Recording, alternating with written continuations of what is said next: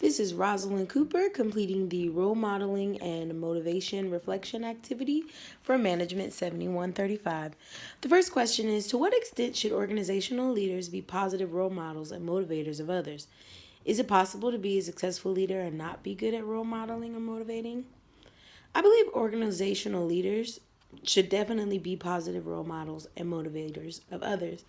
As a positive role model, I feel like these leaders should reflect the company core values, behave and perform ethically and honestly, and always be in good standing within the organization. I also feel like they should have the ability to motivate others. I think it's great if you're a role model and if people like you and they work well with you, but if you can't motivate anyone or inspire anyone to get anything done, then you're essentially depending on your employees to be 100% self-motivated, which isn't always the case. So I feel like if a leader can be a good motivator, I think that's pretty critical. Is it possible to be a successful leader and not be good at role modeling or motivating others?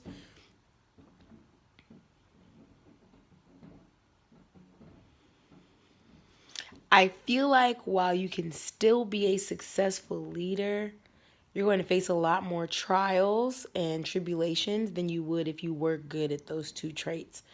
Um, if you're not a good role model, then people aren't going to want to follow you, cuz like if you're super successful but every weekend you're doing illegal activities or your face is all over the news for negative things going on with the company or you're being unethical, you're not necessarily the type of person that I want to follow.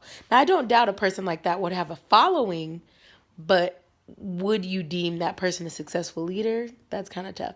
I think you can still be a successful leader if you can't motivate others. I feel like even if you're not super motivational and you're a cheerleader and can get the crowd going, if you still lead people honestly, ethically, go to bat for them, support them, and you can, I'm trying to say non-motivating words, and you can advise and counsel them without being motivational, I think you can still be a successful leader. So to answer that question, you can be a successful leader without being motivational, but you cannot be a successful leader if you're not a good role model. Then again, I'm contradicting myself a bit here. Okay, for example, touchy subject. Our president, Donald Trump. I personally don't feel like that he's I personally don't feel that he's the best role model because of some of his business activities, his personal activities, his interaction with women, his thoughts and opinions towards minorities.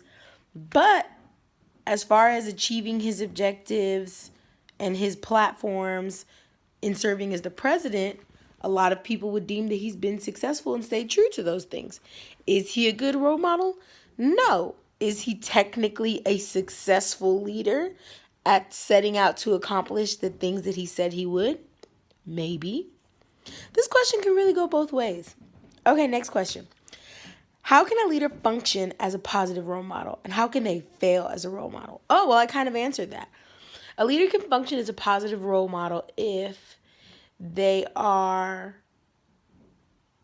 positively upholding the principles and standards and core values of the company of which they lead. Um, if they behave ethically, if they aren't, you know, caught in law breaking situations, and if they serve as someone that members of the company can look up to, if they've worked hard to get where they are, if they weren't just handed their position or were a chosen one in a company, that definitely would make them a positive role model. But how can they fail as a role model?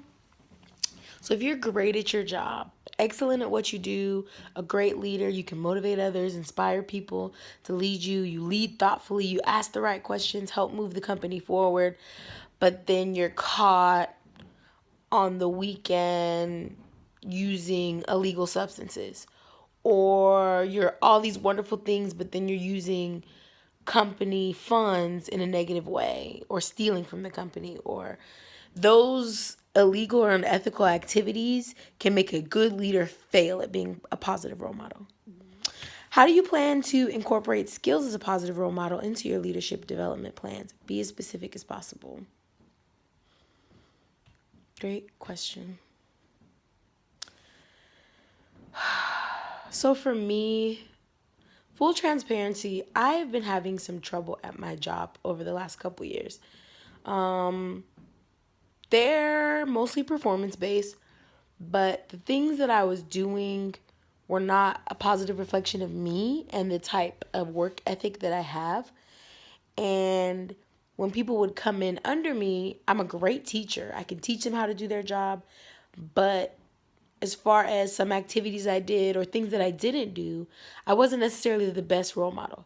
So I can teach you how to be excellent at your job, but like, don't be like me because, I'm in a phase where I'm kind of slacking a little bit. You know what I mean?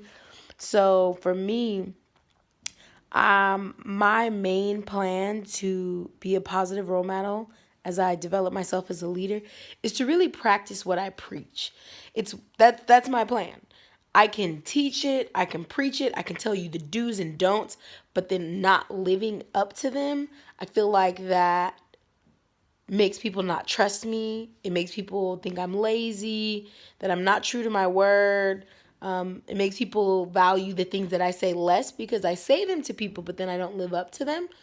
So practicing what I preach is how I will develop myself as a leader. I think before I become very successful at leading others, I have to lead me first.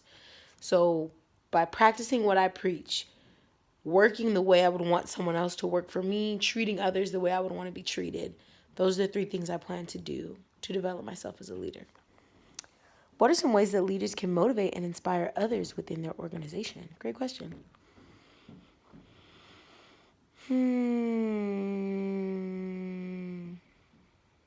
Motivating and inspiring. What motivates and inspires me?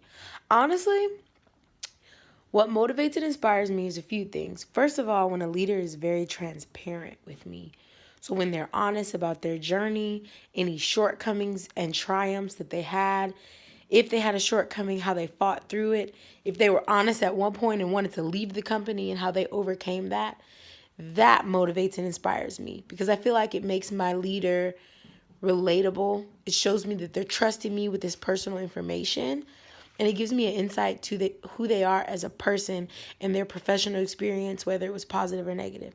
So that inspires me. Now, what motivates me is when a leader is really passionate and knowledgeable about what they're doing, but not to the point where they come off as a know-it-all or someone that I don't really care to work with, but when they can take that passion and excitement that they have for our organization and instill that same passion and excitement with me and really communicate to me how my role is important, how my role impacts them or impacts someone else's business, that is extremely motivating to me. Like, you're so excited about this. You've told me how my role makes change and how I'm important, and you recognize greatness in me.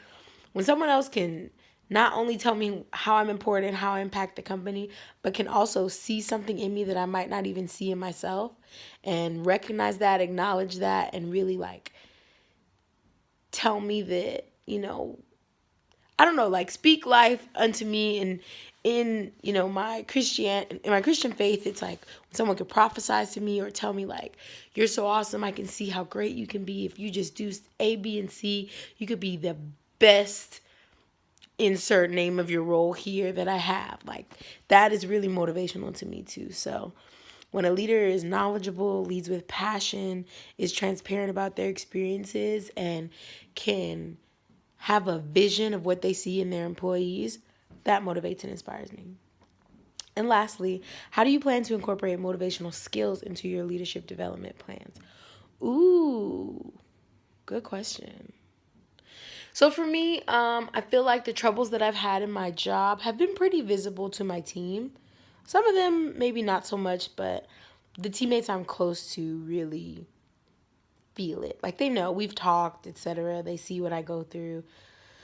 So the way I plan to motivate my team is for them to see the change in me, right? So at least where I've been, I'm not in a place where I can be like, come on, team, we need to work hard and do what's best for our customer. Like, they're going to be like, girl, we know what you've been through. Like, stop it.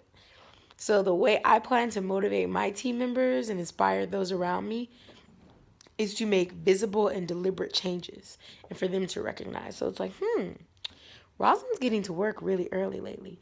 Dang, Rosalind's finishing all her work. She's asking me if I need help. Wow, Rosalind's really caring about her customers. Wow, Rosalind's responding to that email and filling out that report that none of us filled out. She's really going above and beyond. She's really about her business now. So I plan to motivate those around me. I plan to incorporate my motivational skills into my leadership development by taking action. And I want the action I take, the changes I make, and the impact it has on my customers, my team members, leadership around me. I want that to be what motivates people and what helps to develop me as a leader. I want to lead through action. I want to exemplify action-oriented leadership as well as servant leadership. You know what I mean? So I'm not just here for me. I'm here for my team. I'm here for my company. I'm here to make change. And I want them to see it. Like, I can show you better than I can tell you. You know what I mean? That's how I plan to motivate and inspire to become a better leader. All right. This was the role modeling and motivation reflective activity for Management 7135. And I'm Rosalind Cooper. Thank you.